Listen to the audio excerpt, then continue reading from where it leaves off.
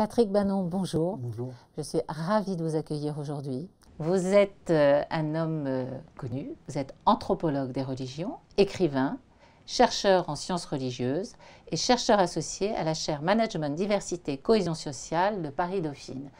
Donc vous êtes ce qu'on peut appeler un homme engagé. Qu'est-ce qui a motivé l'orientation de cette carrière? Ouais, disons que s'intéresser au statut féminin et aux relations entre masculin et féminin dans la société s'impose dès qu'on travaille sur les systèmes de pensée religieux. C'est-à-dire que je me suis rendu compte très vite, et beaucoup d'autres avant moi, je me suis rendu compte très vite qu'au cœur de toute la construction religieuse, quelle que soit la religion, quel que soit le pays, quelle que soit l'époque, c'est le statut féminin qui est géré.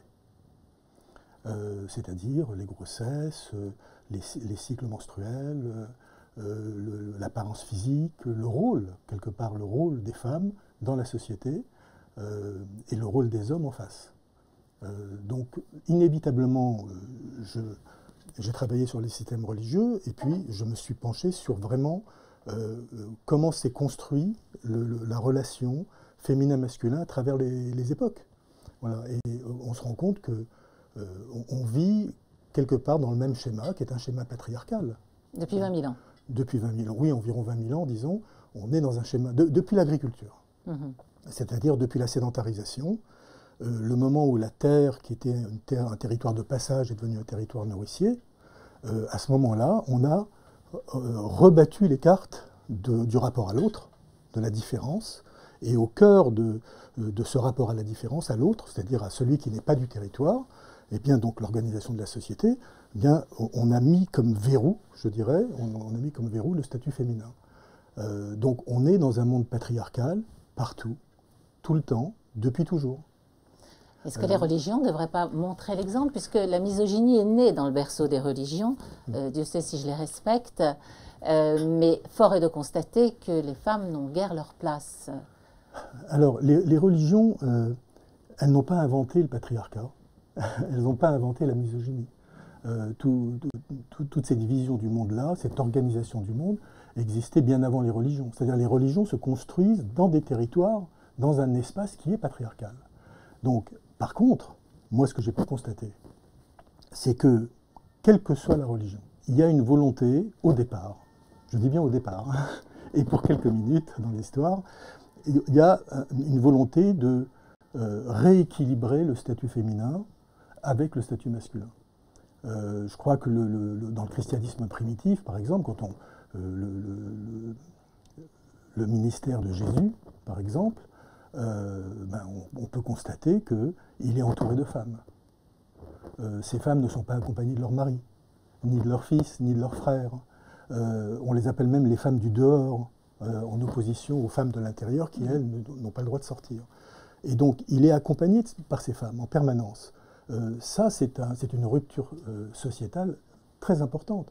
D'ailleurs, je dirais que la personne emblématique, le personnage emblématique de cette période très courte, de cette tentative très courte de féminisation des relations, c'est Marie-Madeleine. J'ai fait une biographie de Marie de Magdala sur la base du balbutiement de la pensée féministe à ces moments-là. Parce que les femmes, dans ces périodes, étaient, et toujours aujourd'hui encore malheureusement, définies par rapport à leur vie conjugale. C'est-à-dire qu'elles sont la fille d'un tel, l'épouse d'un tel, la mère d'un tel, la sœur d'un tel. Elles sont vraiment, elles ont leur place dans la société qui est définie sur ces critères-là, sur ce code-là. Marie-Madeleine, on ne sait rien. C'est-à-dire qu'elle a une place éminente, mais elle n'est pas... elle ne fait pas partie des 12 apôtres. Ah ben elle est... Enfin, après, il y a un doute là-dessus. J'ai une réponse difficile à dire, parce que le titre de ma biographie de Marie de Magdala, c'était l'apôtre préféré. C'est une des explications, des versions. Oui. C'est un vrai sujet, mais en tout cas, elle ne répond pas à tous ces critères-là. Elle a la connaissance. Dans les textes apocryphes, c'est elle qui débat avec Jésus, et non les apôtres, qui n'ont pas les connaissances suffisantes pour débattre avec lui, mais c'est elle qui pose sur 50 questions, c'est elle qui en pose 40, etc. Donc elle est vraiment au cœur de la Ça n'a pensée. pas tellement changé, hein, les femmes posent des questions aujourd'hui. Et les hommes n'ont pas de réponse, c'est ça. Voilà. Mais donc ce que je veux dire, c'est que, et même dans certains récits bibliques, ou même mésopotamiens, hein, on peut remonter encore plus loin, et même mésopotamiens, on voit des récits qui ont pour objectif de redonner une place équitable aux femmes, dans le contexte du moment, hein, pas par rapport à nos critères d'aujourd'hui. Pourquoi est-ce que la greffe n'a pas prise? Pourquoi ça n'a pas marché? Pourquoi en sommes-nous toujours là aujourd'hui? Parce que le système patriarcal est le seul système en place depuis toujours, pour nous, pour nos sociétés. Beaucoup de personnes parlent du matriarcat, par exemple, et chaque fois que je dis que le matriarcat n'a jamais existé, on me rétorque, oui, mais il y a des tribus perdues quelque part, où il y a un patriarcat. Oui, mais souvent c'est du matrilinéaire, c'est-à-dire que l'héritage, le pouvoir se transmet par les femmes, mais c'est le pouvoir masculin qui se transmet par les femmes. S'il y avait un matriarcat, ça voudrait dire que les femmes tiennent tous les liens de pouvoir de la société, politique, armée, justice, etc., comme c'est le cas aujourd'hui pour les hommes. Donc aujourd'hui, le patriarcat tient tout. Et alors, selon vous, parce qu'on ne va pas pouvoir quand même durer comme ça indéfiniment, vous me disiez tout à l'heure hors caméra qu'il faudrait 257 ans pour pouvoir obtenir une forme de parité dans notre monde. Donc pour éviter d'attendre encore 2 siècles et demi, qu'est-ce qu'il faudrait faire pour arriver à cet équilibre auquel on aspire? Alors, est-ce qu'on peut forcer l'organisation de la société par des lois? Il faut le faire. Il n'y a pas de décision. Il faut le faire. Est-ce que ça fonctionne? Voilà, c'est les quotas. Est-ce qu'il faut travailler sur la parité? Évidemment. Est-ce que ce sera efficace? Je ne sais pas. Et quand on voit les études aujourd'hui qui montrent que pour des sociétés parce qu'il y en a, Dieu merci, qui mettent des femmes dans des comités de direction, dans des postes de direction générale ou direction financière ou présidente, les résultats sont au rendez-vous, elles sont performantes. Il y a d'autres choses. D'abord, elles sont très peu. Aux États-Unis, c'est 5-6% des femmes qui sont à la tête des 500 plus grosses entreprises. Il n'y a que 5%, ce sont des femmes qui font partie du comité de direction. Voilà. En France, en Europe, la France doit tourner autour de 12%, etc., quelque chose comme ça. Mais l'Allemagne, c'est la moitié. Alors l'Allemagne, c'est encore un autre c'est problème. Encore pire. Voilà, donc, on est ou mère ou femme d'affaires. Voilà, exactement. Il y a un chantage qui est fait, terrible d'ailleurs pour les femmes, mais voilà, donc on n'est pas... les quotas, etc., n'ont pas permis qu'émerge une sorte d'action systémique qui fasse que ça va impacter réellement le sort ou le statut des femmes à tous les niveaux. On en est au début, là. On en est au balbutiement, parce que le temps que ça se mette en place. Mais quand on dit les résultats des entreprises dirigées par les femmes sont très bons ou meilleurs, etc., tant mieux. Mais c'est meilleur parce que c'est tellement difficile pour ces femmes d'avoir accès à ces postes que quand elles sont à ces postes, elles sont les meilleures. Ouais. Elles sont déjà les meilleures. Moi, je ne crois pas qu'il y ait des compétences sexuées. Justement, il faut qu'on sorte totalement de cette idée de division sexuelle du travail, des compétences, etc. Parce que cette division sexuée, par exemple, du travail, elle a organisé le statut des femmes. Elle a enfermé les femmes dans des métiers. Elle a fermé les femmes dans un système de dons. C'est-à-dire qu'il ne faut quand même pas oublier que environ les 3/4 du travail gratuit, du travail domestique, non rémunéré, c'est les femmes qui l'accomplissent. Les hommes de ce travail-là n'accomplissent que 20-25%. Donc ce qui fait que, en fin de compte, chez les travailleurs pauvres, chez le temps partiel, etc., ce sont les femmes qui sont à 70-80%. Hein, donc, est-ce que vraiment des décisions dures peuvent mener à des résultats rapidement? Je ne sais pas. Ce que je veux dire, c'est qu'il ne faut pas oublier que le statut féminin, c'est vraiment un... Comment je pourrais appeler ça? C'est un fossile culturel. C'est-à-dire que depuis 20 000 ans, nous sommes sur ce modèle. Notre façon de penser la science, notre façon de penser la philosophie, etc., est imprégnée du statut féminin qui a été donné à partir de ces périodes-là. Donc, est-ce qu'on peut s'en débarrasser d'un coup? Je ne crois pas. Je crois que l'éducation, imposer la mixité, c'est-à-dire entrer dans une logique où la présence féminin-masculin est équilibrée partout et tout le temps, et dans tous les métiers, et dans tous les espaces, et puis surtout se rendre compte que nous ne sommes qu'une partie infime du monde qui est concernée. Hein, il faut se rendre compte que plus de 80% de l'humanité se définit par rapport à sa tradition religieuse. Oui, c'est énorme. C'est énorme. Ça veut dire que pour ces personnes, et là on parle de tradition, on ne parle pas de croyance, on parle d'organisation sociale, ces personnes-là ne comprennent même pas l'idée qu'il y ait une égalité homme-femme, qu'il y ait une mixité, que l'homme et la femme partagent le même espace et les mêmes besoins, les mêmes désirs, les mêmes capacités, etc. Ils ne le comprennent pas. Oui, ils subissent parce que c'est... Quand je me suis vraiment intéressé à ce sujet-là, j'ai fait une enquête sur les femmes martyrs. Et donc sur les femmes qui sont victimes de persécutions à travers le monde au nom des traditions. C'est-à-dire des persécutions, entre guillemets, légales. C'est-à-dire que personne n'est poursuivi. Les crimes d'honneur, les femmes défigurées, les lapidations, voilà. On l'a vu dernièrement dans le film d'Artus Bertrand, des femmes qui reçoivent de l'acide pendant la nuit parce que la dot n'était pas... n'était pas payée ou n'était pas payée assez vite. Voilà. Oui, oui, bien sûr. Mais c'est tous les jours... Bah oui, au Pakistan, on parle de violences, de féminicide. Au Pakistan, c'est 5000 par an. Mais en France, une femme tous les 3 jours qui meurt sous les coups de... Alors, imaginons. Ouais. Mais alors, toute cette violence, enfin, parce que on tombe dans l'inhumanisme là-dessus.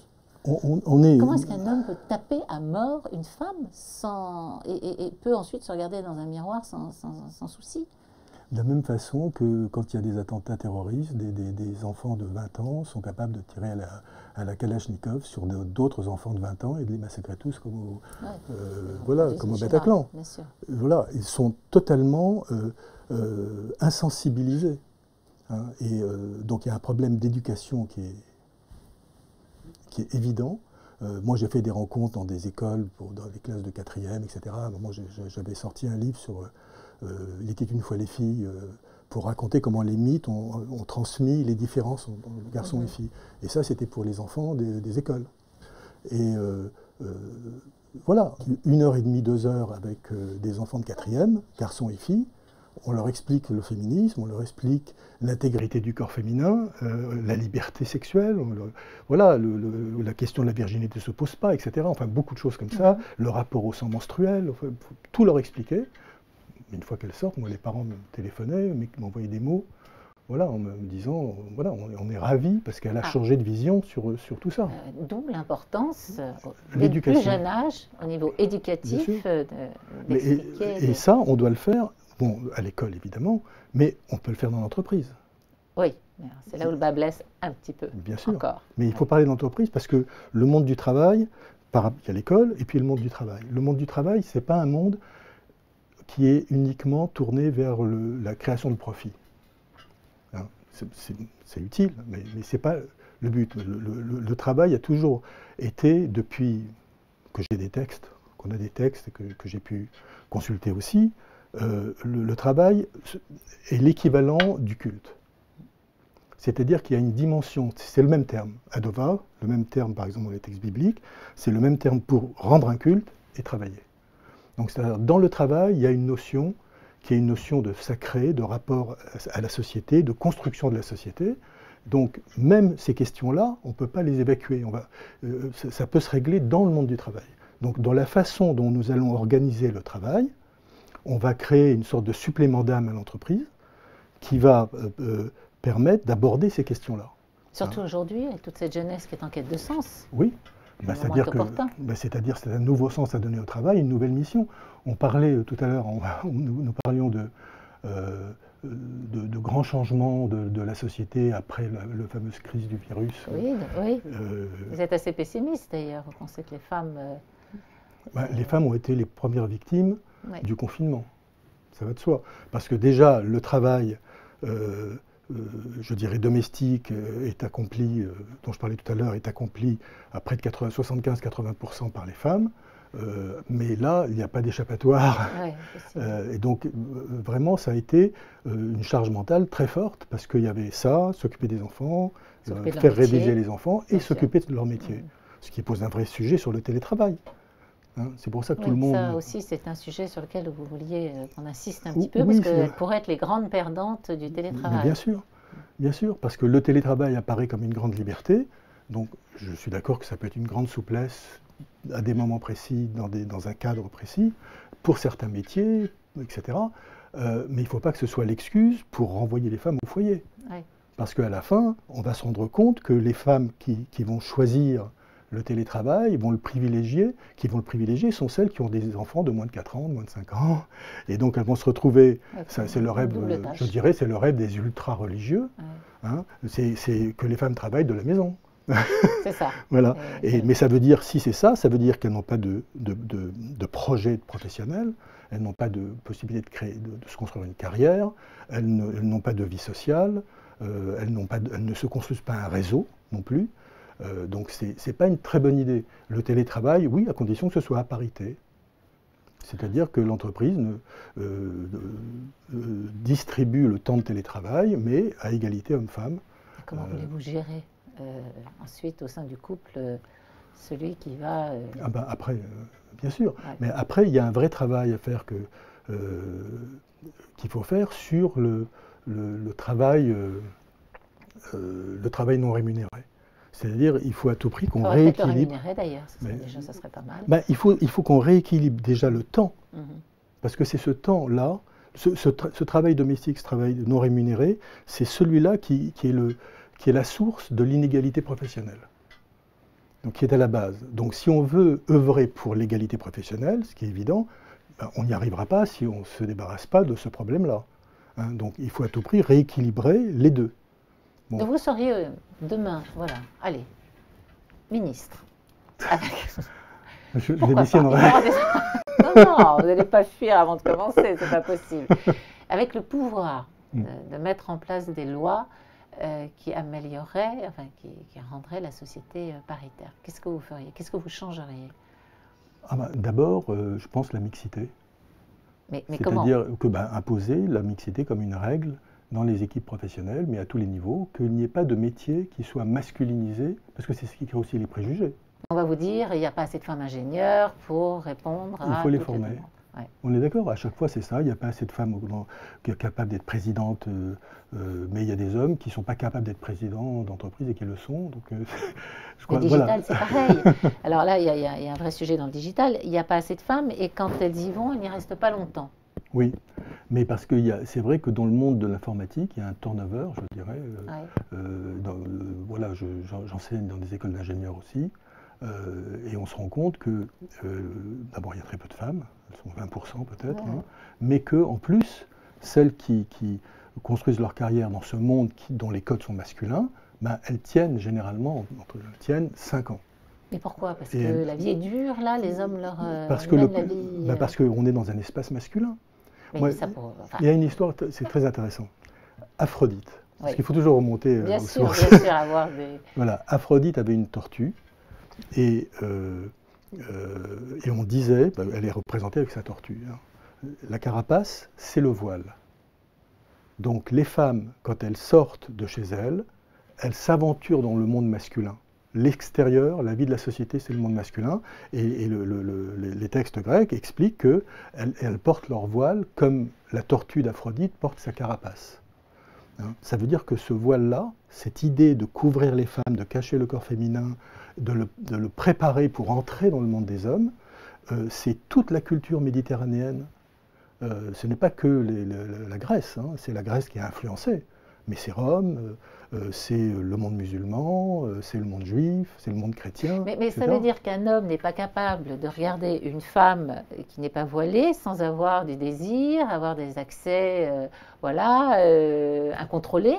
Ça veut dire amener l'homme à l'état de bête, pire qu'une bête, parce que les animaux ne font pas ça. Donc c'est là son interrogation. C'est-à-dire qu'une femme qui s'aventure découverte dans le monde masculin doit se préparer au pire.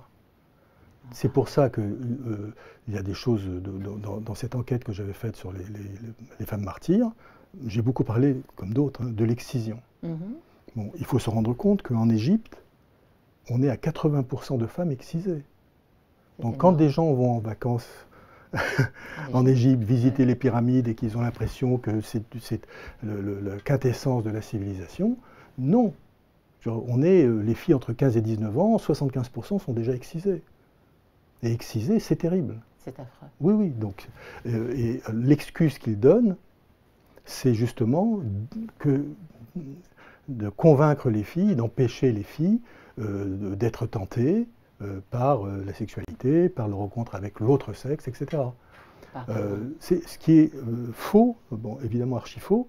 Je ne crois même pas, parce que ça fait partie des légendes, mais on dit toujours qu'il y a l'excision pharaonique, on l'appelle comme ça, mais je ne crois pas qu'il y avait une excision pharaonique. C'est un rite qui vient d'Afrique subsaharienne, du Soudan, de la Nubie, etc., et qui est remonté. Ce n'est pas l'islam non plus, parce que l'islam ne défend pas cette pratique. Mais pourtant, la pratique, les gens la font quand même.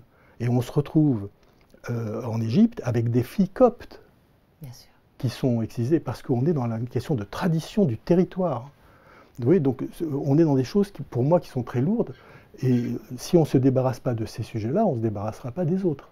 Parce qu'on ne peut pas dire, les femmes, nous sommes universalistes, on ne peut pas dire, les femmes ont tel droit ou doivent être traitées de telle façon en Europe, en France, en Occident, etc. Et puis ensuite, on accepte qu'en Inde ou en Chine, il y a un déficit de femmes, tellement il y a de féminicides. On est à 200 millions, il manque 200 millions de femmes. Et je pense qu'il faudrait surtout mener des campagnes d'information sur tout ça, parce que des chiffres que vous citez aujourd'hui, 80% de femmes excisées en Égypte, je pense que peu de gens le savent. Oui, et il y a eu des combats. C'est-à-dire que Mme Boubarak, à l'époque, se battait pour empêcher l'excision, pour convaincre qu'il ne fallait pas l'excision. Le grand moufti de la mosquée du Caire, il disait l'excision c'est interdit, interdit, interdit. C'est ça, c'est voilà. Tolérance zéro. À un moment donné, mais les gens s'en foutent. C'est pour ça que je disais, il y a une construction. Les gens. Tout le monde. Tout le monde. En France, dans le monde, il y a 200 millions de femmes à peu près excisées. Voilà, 500 000 en Europe. Donc c'est un sujet intéressant. J'en parle, pas parce que c'est le seul sujet, mais parce que c'est l'iceberg. C'est comme dans l'iceberg. C'est ça qui nous montre qu'il y a un truc qui ne va pas. Si on l'accepte, c'est encore pire. Et alors quand on voit que l'ONU a fait à Pékin, il y a eu en 1995 la première réunion de la commission pour la promotion du féminin dans la société, mais en réalité, ils ont mis dans leur statut que, évidemment, cette promotion du féminin doit être faite en regard des cultures, de la religion, de la société du pays. Donc pas avec une vision universaliste des droits, mais avec une vision territoriale des droits. Mais si on prend notre pape, qui a cherché à faire évoluer un petit peu la condition féminine au sein de sa papauté, on se rend compte qu'il n'a pas de pouvoir. Il a voulu jeter un regard différent sur les divorcés, ça n'a pas été possible.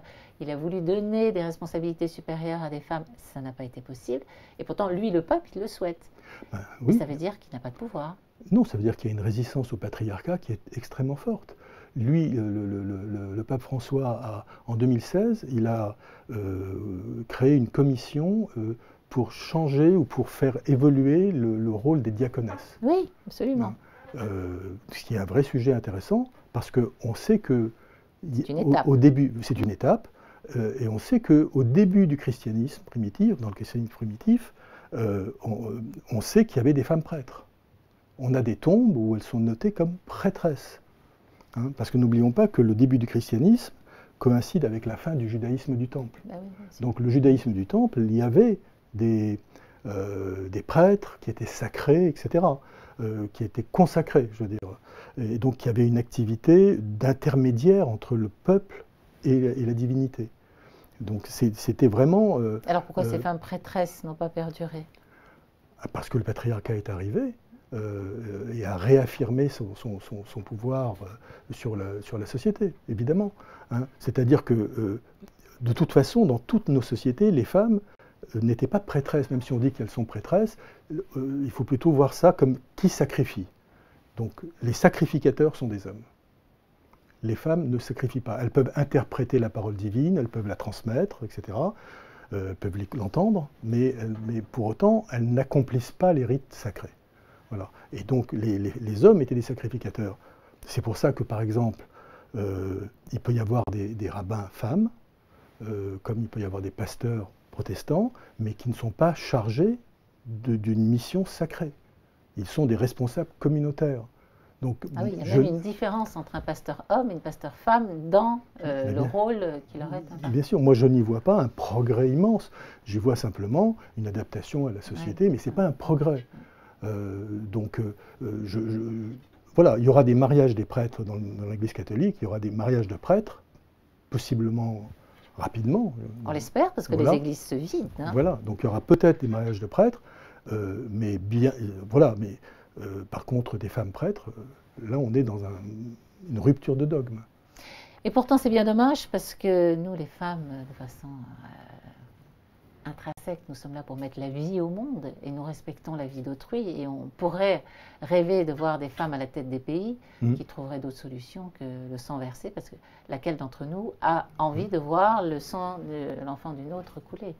Alors pour conclure sur une note optimiste, parce que là, je pense que ceux qui nous écoutent vont déprimer.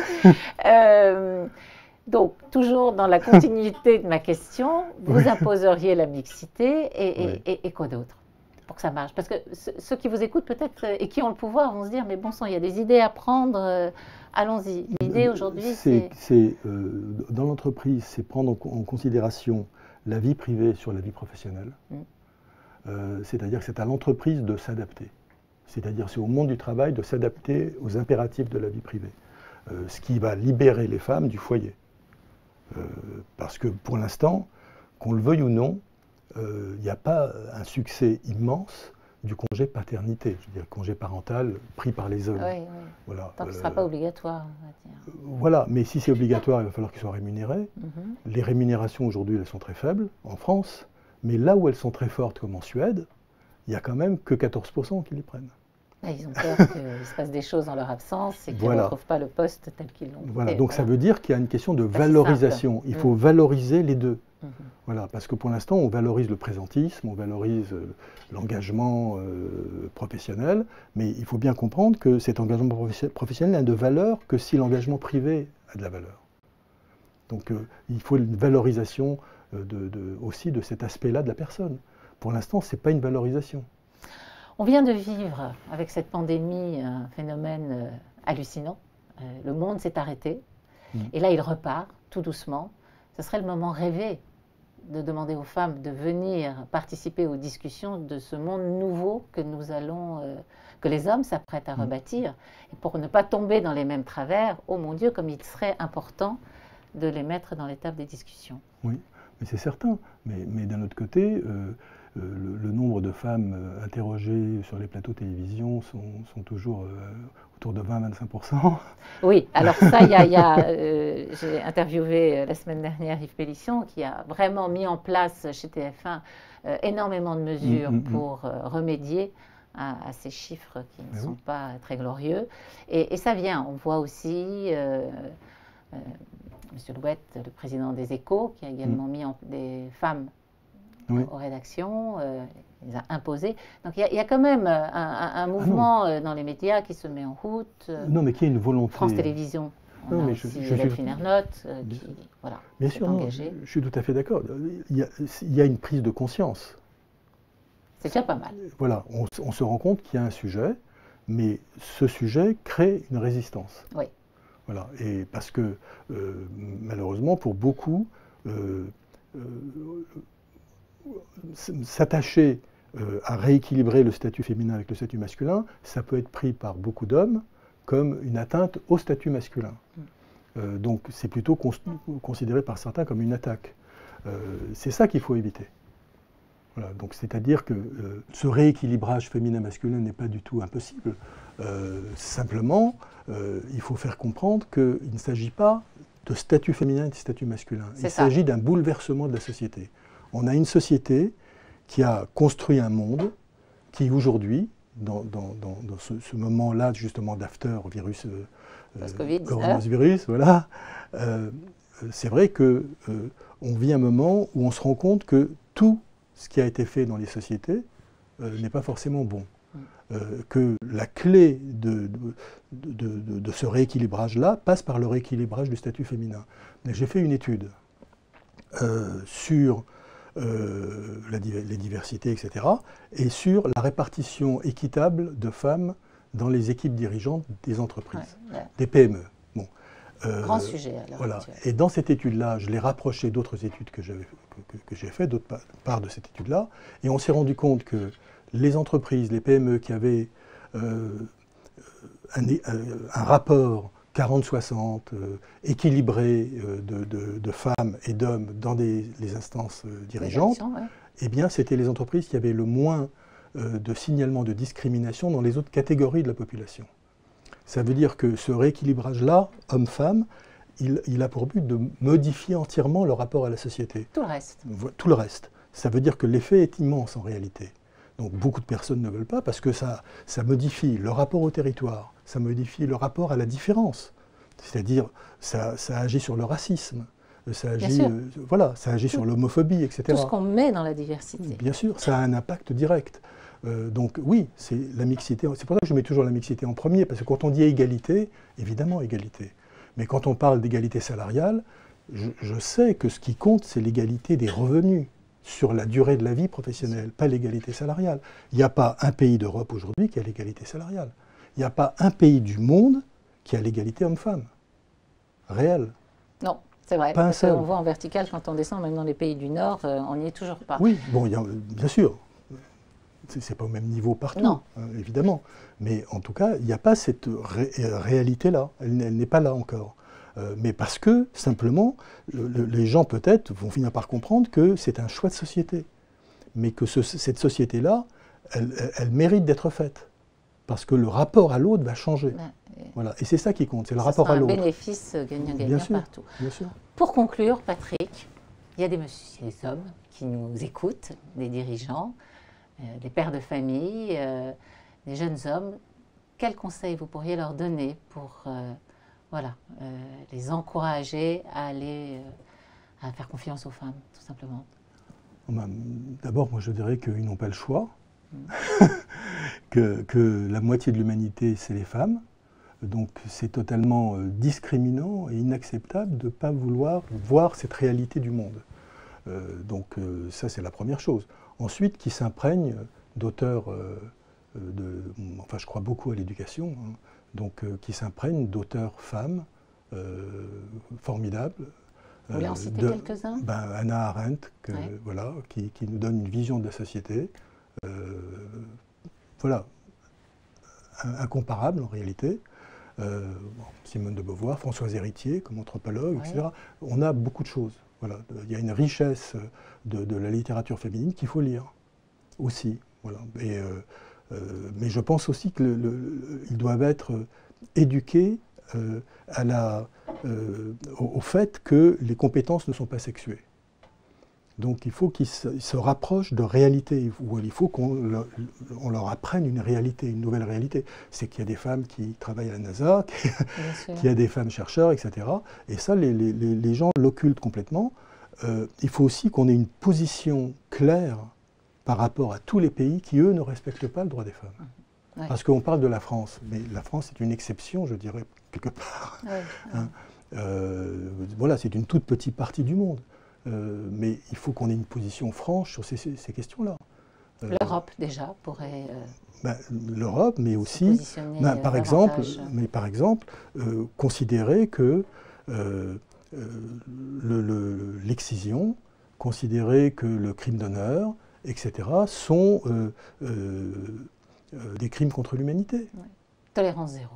Mais bien sûr, il faut que ce soit des crimes contre l'humanité, et il faut que les personnes qui perpétuent ces crimes soient poursuivies, y compris en France. Pas seulement en Jordanie. Hein, parce que, par exemple, en Jordanie, il y a énormément de crimes d'honneur. Il y a des crimes d'honneur en Allemagne, hein, maintenant. Hein. Mais voilà, il faut qu'on soit clair sur ces questions-là. Et surtout, continuer à écrire là-dessus, continuer à nous informer, parce que ça donnera des prises de conscience utiles pour pour faire bouger ce sujet de la parité qui est encore loin, loin, loin d'être réglé. Oui. Merci Patrick pour Merci. cet entretien extrêmement riche. Merci.